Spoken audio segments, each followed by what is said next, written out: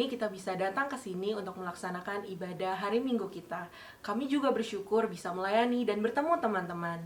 Aku Abi dan temanku, Aku Angel. kami dari RGK. Kami bersyukur bisa melayani teman-teman. Sekarang kita mau memulai ibadah kita. Mari sama-sama aku ajak teman-teman untuk menutup mata, menenangkan hati, bersaat teduh sejenak. Teman-teman datang sama Tuhan.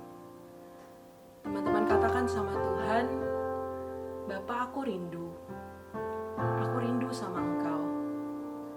Teman-teman katakan sama Tuhan, teman-teman bersyukur atas segala yang Tuhan telah berikan sama teman-teman. Atas hari-hari yang baik, atas penyertaan Tuhan. Khususnya bulan ini adalah bulan keluarga. Teman-teman bersyukur atas keluarga yang selalu ada buat teman-teman. Itu semua berasal dari Tuhan. Hanya bersyukur sama Tuhan. Bersyukur sama Tuhan. Aku bersyukur Tuhan untuk segala penyertaan-Mu, untuk segala yang Kau berikan kepadaku. Terima kasih Tuhan. Maka dari itu aku mau datang. Aku mau datang sama Tuhan, membawa kerinduanku, membawa segala kerinduan pada hari ini. Ku datang ya Bapa.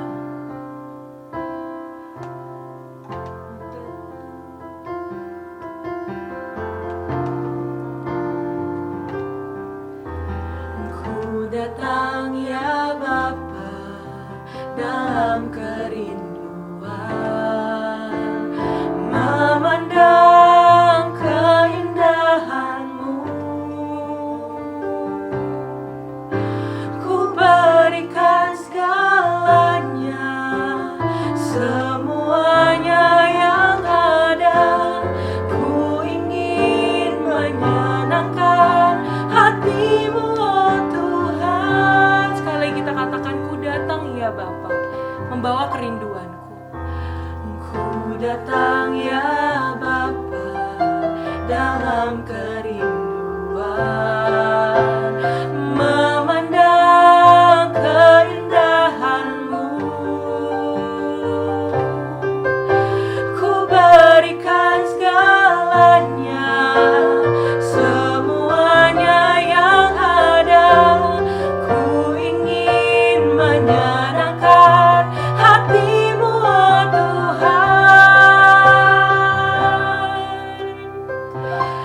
Jadikan aku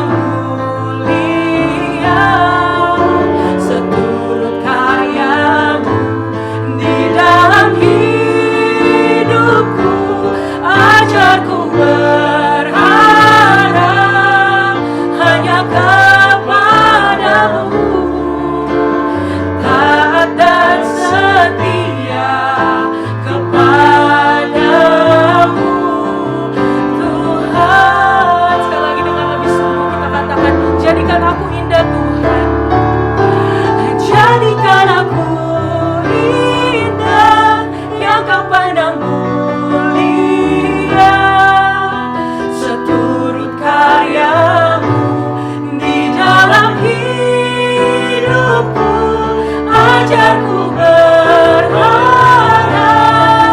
hanya kepadamu.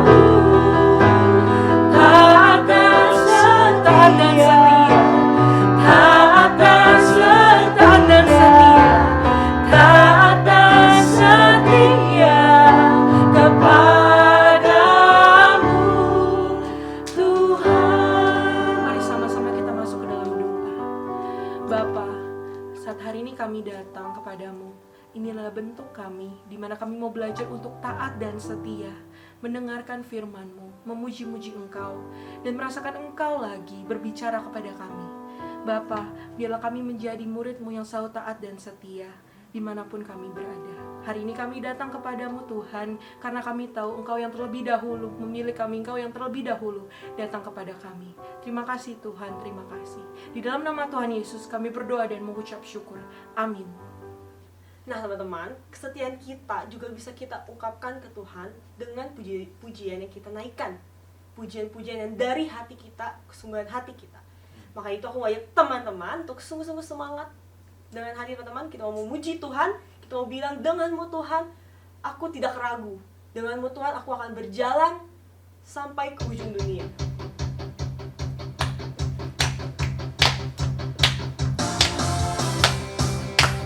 Sambil tepuk tangan teman-teman. Tak pernah ku ragu akan kesetiaan-Mu. Kau pegang hidupku Sepenuh jiwa. sepenuh jiwaku. Ku yakin dan percaya Kau tuntun langkahku. Yesus, Kaulah Raja dalam hidupku, berkuasa berjaya untuk selamanya. Hanya Kau Tuhan, sumber kekuatan. Kuasa-Mu tercurah bagiku senantiasa. Dengan-Mu Tuhan, ku kan berjalan dari kemuliaan sampai kemuliaan selamanya. Kita mau nyatakan sekali lagi bahwa aku tak akan pernah ragu Tuhan untuk mengikut-Mu, percaya padamu, karena Engkaulah Tuhan. Tak pernah aku ragu. Tak pernah ku ragu akan kesetiaan-Mu. Kau pegang hidupku sepenuh jiwaku. Ku yakin dan percaya Kau tuntun langkahku. Yesus, Kaulah Raja dalam hidupku, berkuasa berjaya. Yesus Kaulah Raja dalam hidupku. Yesus, Kaulah Raja dalam hidupku, berkuasa berjaya untuk selamanya. Hanya Kau Tuhan, sumber kekuatan. Kuasa-Mu tercurah bagiku senantiasa. Dengan-Mu Tuhan, ku kan berjalan dari kemuliaan sampai kemuliaan selamanya. Dengan lebih sungguh lagi kita mau katakan hanya Kau Tuhan. Hanya Kau Tuhan, sumber kekuatan. Kuasa-Mu tercurah bagiku senantiasa. Dengan-Mu Tuhan, ku kan berjalan dari kemuliaan sampai kemuliaan selamanya. Memang betul bahwa Tuhan adalah Allah yang patut kita pegang teguh di hidup kita.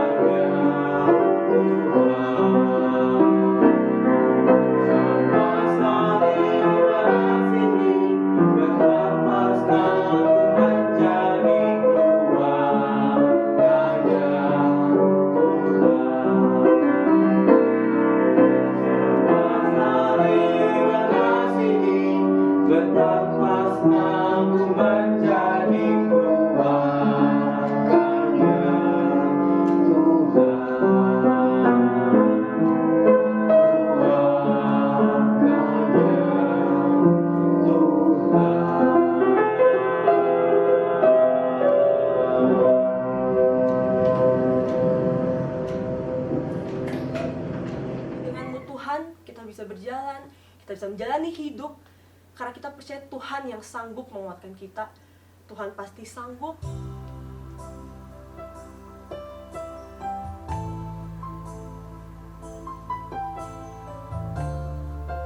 Kita mau menyatakan kita kuat, kita mau menguatkan hati kita untuk Tuhan. Tuhan yang menyembuhkan kita.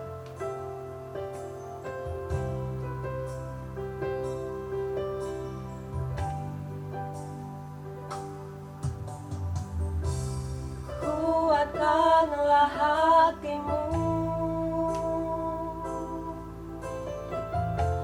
lewati setiap persoalan. Tuhan Yesus selalu menopangmu. Jangan berhenti harap padanya. Tuhan pasti sanggup. Tuhan pasti sanggup. Tangannya takkan terlambat untuk mengangkatmu. Tuhan pasti sanggup. Percayalah, Dia tak tinggalkanmu.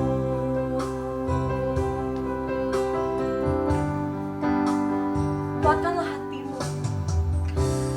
Kuatkanlah hatimu. Bersama Tuhan kita mau melewati setiap hal. Lewati setiap persoalan. Tuhan Yesus selalu menopangmu. Asal kita jangan pernah berhenti percaya. Jangan berhenti harap padanya. Tuhan pasti sanggup. Tangannya takkan terlambat untuk mengangkatmu. Tuhan pasti sanggup. Percayalah, Dia tak tinggalkanmu. Sekali katakan, Tuhan yang menyembuhkan aku. Tuhan pasti selalu sanggup. Tuhan pasti sanggup. Tangannya selalu ada buat kita. Tangannya takkan terlambat untuk mengangkatmu. Tuhan pasti sanggup. Percayalah teman-teman. Percaya. Dia nggak akan pernah ninggalin kita. Dia tak tinggalkanmu.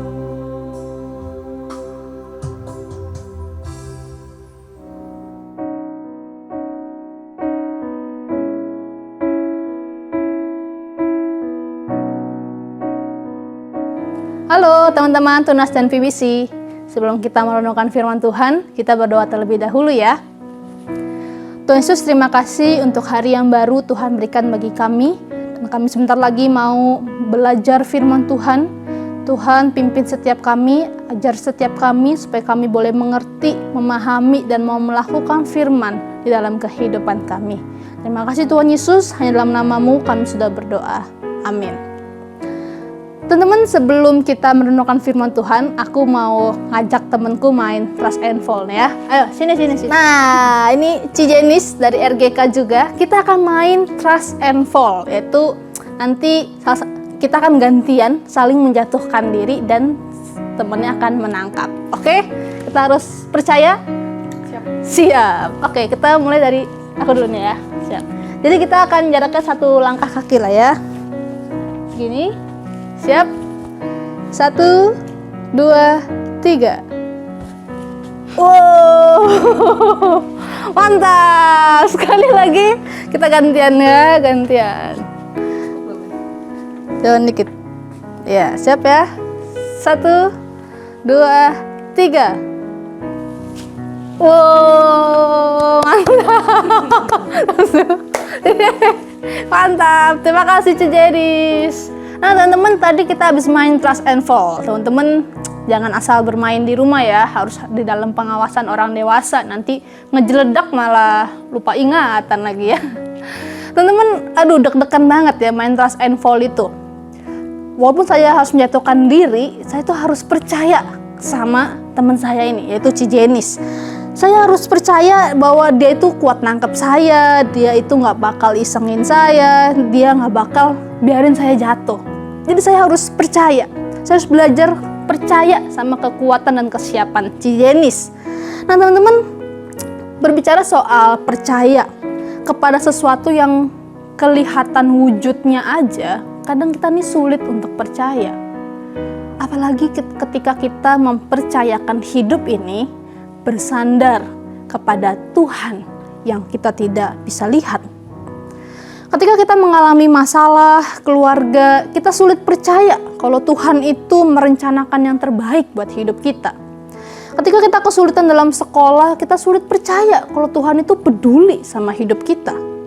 Ketika rasanya lebih banyak hal-hal buruk yang terjadi dalam hidup kita daripada berkat Tuhan, kok rasanya sulit untuk percaya kalau Tuhan itu ada dan Dia baik. Teman-teman, hari ini kita akan belajar melihat pemeliharaan Tuhan kepada keluarga Naomi. Di pasal 1 kitab Rut, kita melihat introduksi dari keluarga Naomi ini.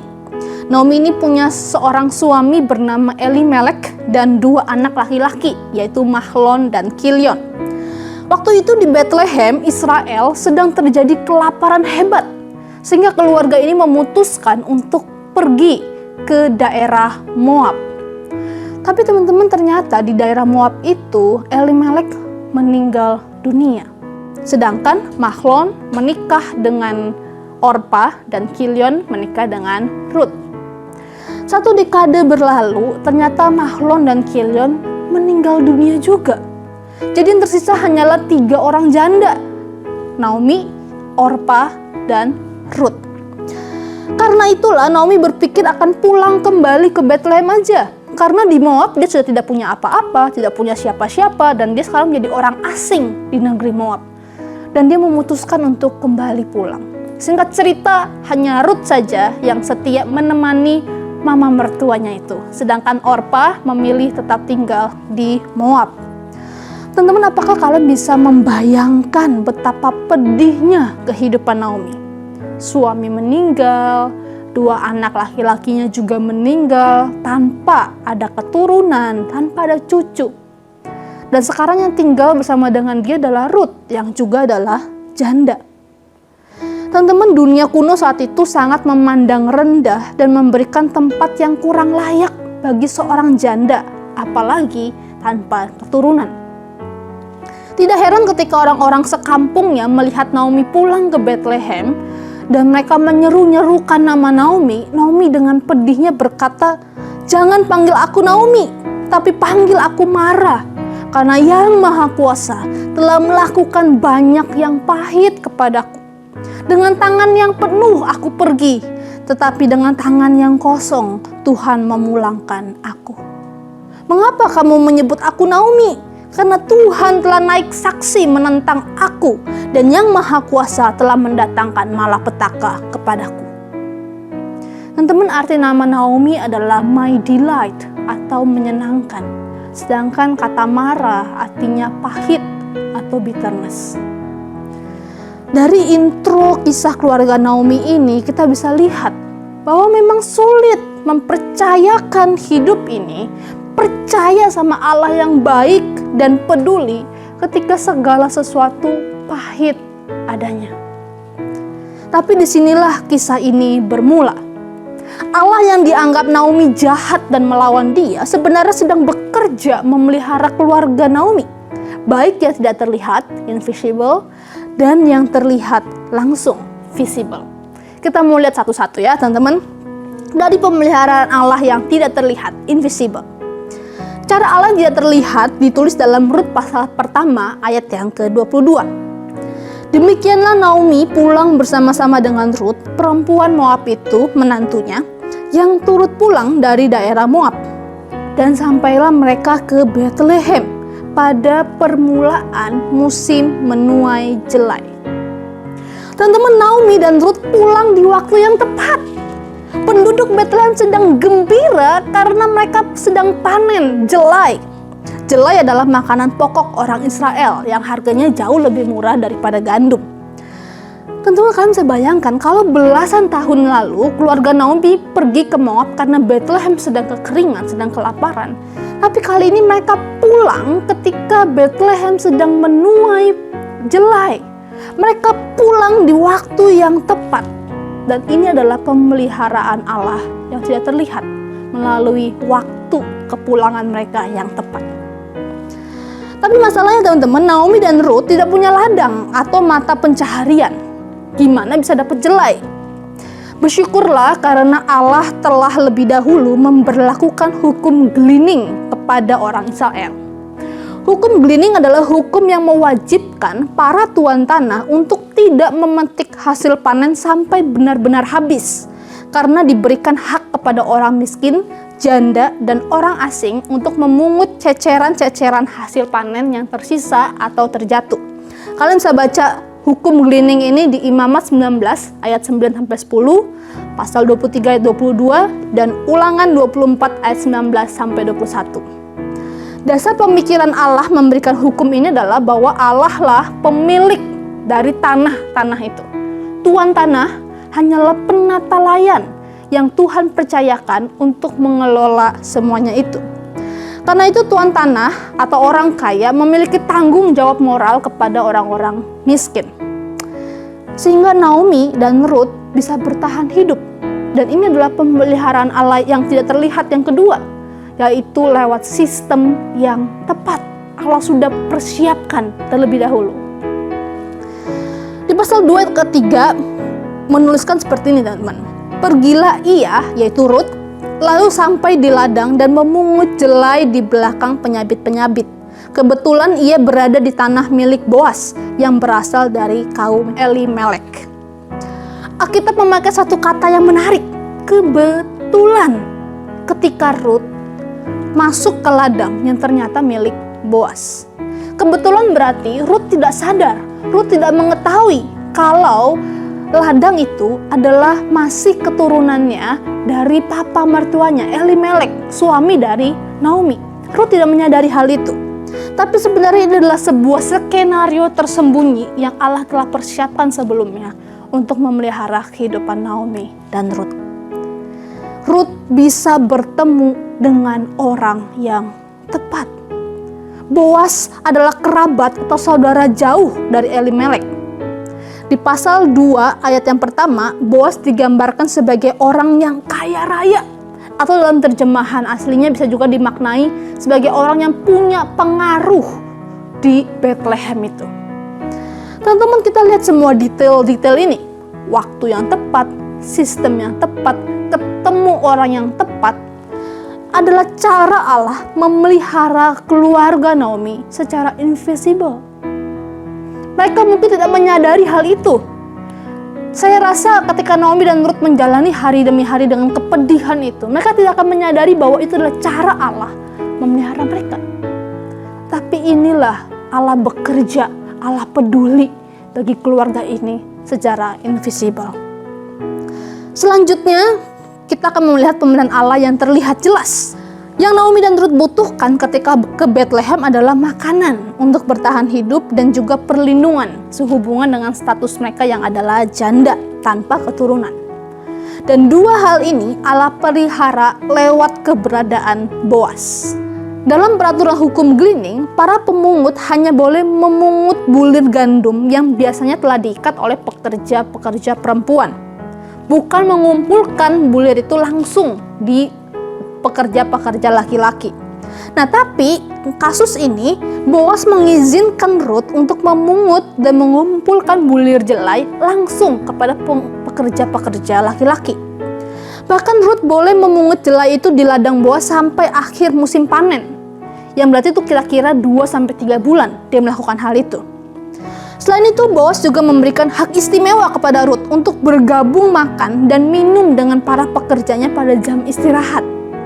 Saking berlimpahnya makanan yang diberikan, Rut bisa makan sampai kenyang, bahkan sisanya dia bisa bawa pulang dan diberikan kepada Naomi. Boas juga memberikan perintah khusus kepada para pekerjanya untuk dengan sengaja menjatuhkan bulir jelai bagi Rut. Tidak heran ketika Rut pulang, di ayat yang ke-17 dikatakan dia membawa sekitar 1 eva jelai. 1 eva itu sama dengan 10 gomer. 1 gomer itu adalah ukuran kebutuhan seseorang makan dalam sehari. Jadi kalau 10 gomer berarti itu cukup untuk makan Naomi dan Rut dalam waktu 5 hari. Bukan hanya fasilitas makanan yang diberikan, Boas juga memberikan jaminan perlindungan buat Rut selama dia memungut jelai di ladangnya. Boas pun memperingatkan para pekerja laki-lakinya untuk tidak mengganggu Rut. Karena memang gangguan terhadap wanita, apalagi dengan status janda, itu sangat-sangat banyak. Ternyata bukan cuma zaman sekarang aja ya, dari zaman dulu kekerasan itu juga terjadi. Bahkan Naomi pun sudah memperingatkan Rut akan hal itu di ayat yang ke-22. Tapi Rut dilindungi oleh Boas dalam hal ini. Teman-teman, semua cara kerja Allah pada Naomi dan Rut di pasal ini, baik yang invisible maupun visible, menunjukkan pada kita bahwa Allah punya banyak cara untuk memelihara umatnya. Allah bekerja dengan cara yang kreatif, tidak monoton, tidak terlihat. Namun sesungguhnya semuanya itu membawa kebaikan bagi orang-orang yang mengasihinya. Karena itu teman-teman, jangan batasi cara kerja Allah. Kita seringkali membatasi cara kerja Allah dengan berpikir kalau Allah itu peduli, Allah kasih uang dong sekarang. Kalau Allah itu sayang, papa mama gak berantem dong. Kalau Allah baik, pandemi gak usah ada dong.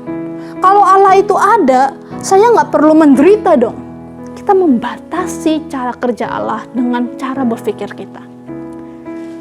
Tapi kalau dari firman Tuhan ini kita melihat dengan kacamata iman, kita bisa melihat bahwa segala sesuatu yang terjadi dalam hidup kita merupakan proses dari Allah agar kita semakin mengasihi dan mengandalkan Dia di dalam hidup kita. Selain itu, pemeliharaan Allah bagi keluarga Naomi ini juga meyakinkan sekaligus mengamankan kita bahwa di tengah teriakan, di tengah air mata kepedihan, kepahitan, Allah tetap bekerja dengan caranya yang ajaib. Sabar, bertahan, dan tetap percaya sama Dia. Andalkan Dia di dalam hidupmu. Kalau hal terbaik bagi hidup kita, yaitu keselamatan, Dia sudah berikan lewat pengorbanan Yesus Kristus, masakah Ia tidak peduli sama hidup kita? Masakah Ia tidak sayang terhadap kebutuhan kita hari demi hari? Kiranya firman Tuhan hari ini menguatkan setiap kita teman-teman, bahwa Allah bekerja dengan cara yang kreatif, teratur, dan indah. Amin. Mari kita berdoa. Tuhan Yesus, terima kasih kalau Engkau terus bekerja dan Engkau turut bekerja dalam segala hal yang kami hadapi hari demi hari. Tuhan, mungkin kami belum paham, kami belum sadar, bahkan kami belum mengerti maksud Tuhan atas apa yang terjadi dalam hidup kami. Tapi biarlah firman hari ini menguatkan kami bahwa segala sesuatu Tuhan rencanakan bagi kebaikan bagi setiap kami yang mau percaya kepadamu. Tuhan tolong kami, Tuhan kuatkan kami. Hanya dalam nama-Mu Tuhan Yesus kami sudah berdoa. Amin.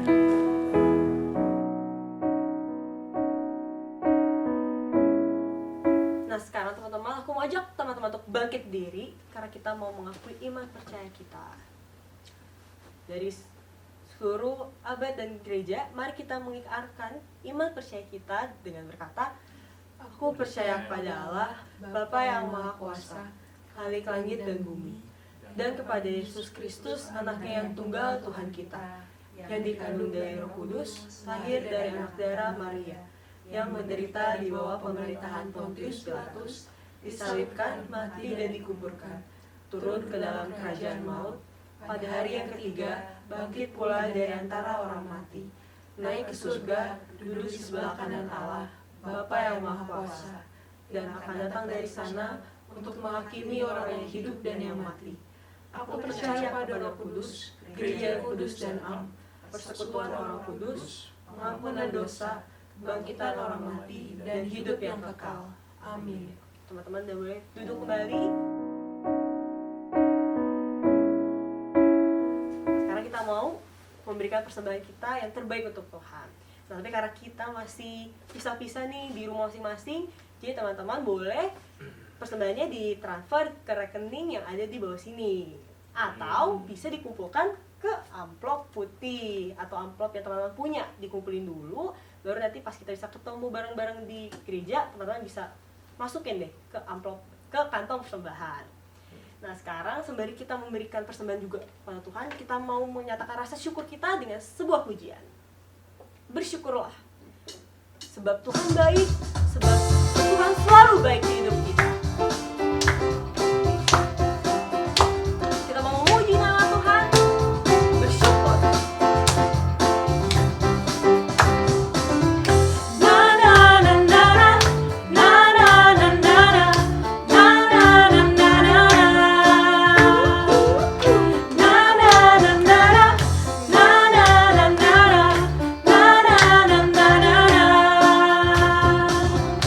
Haleluya, ku memuji-Mu Tuhan, karena kasih-Mu tak berkesudahan.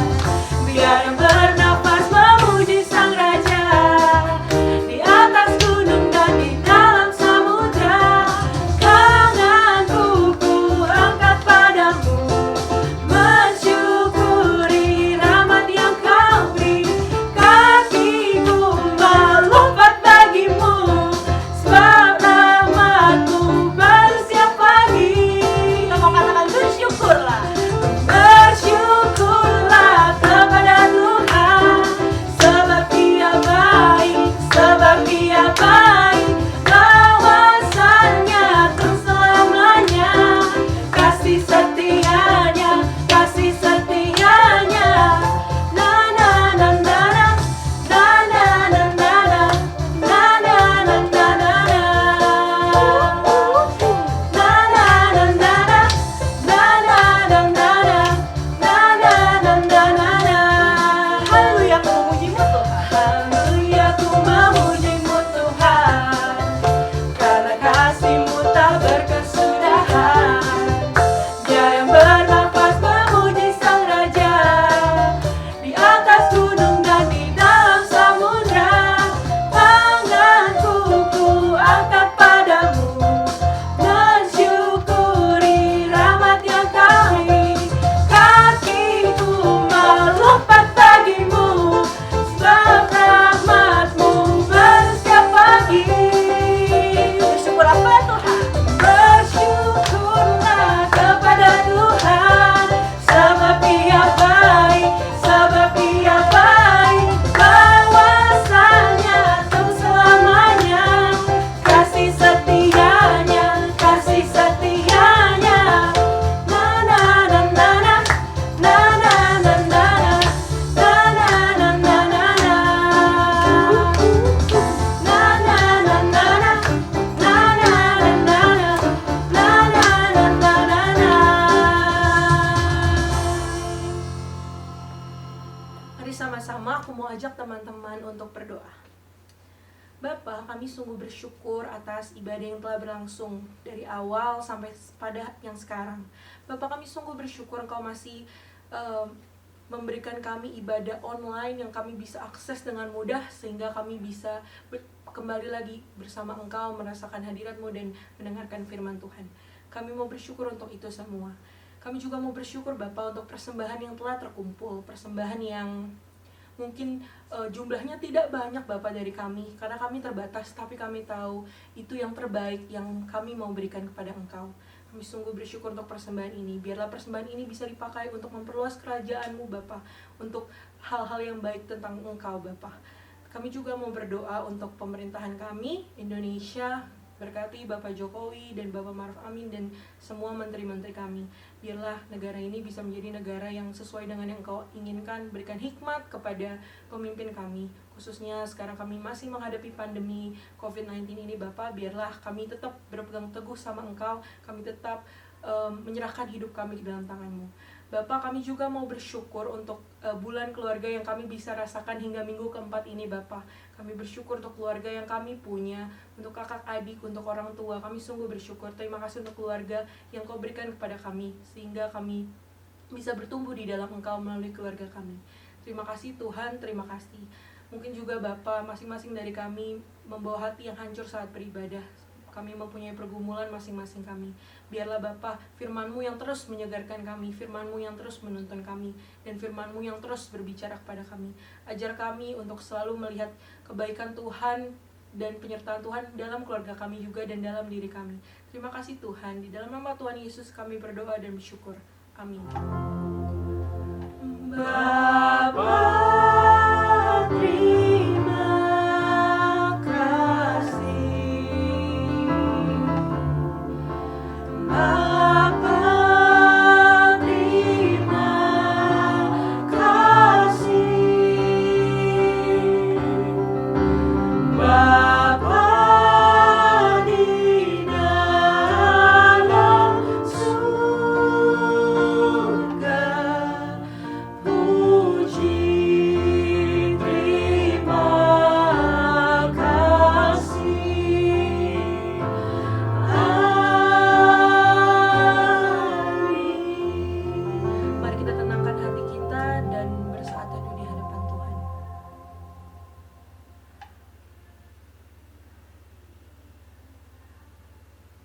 Saat teduh selesai. Selamat hari Minggu teman-teman. Tuhan Yesus memberkati. Sampai jumpa minggu depan. Dadah.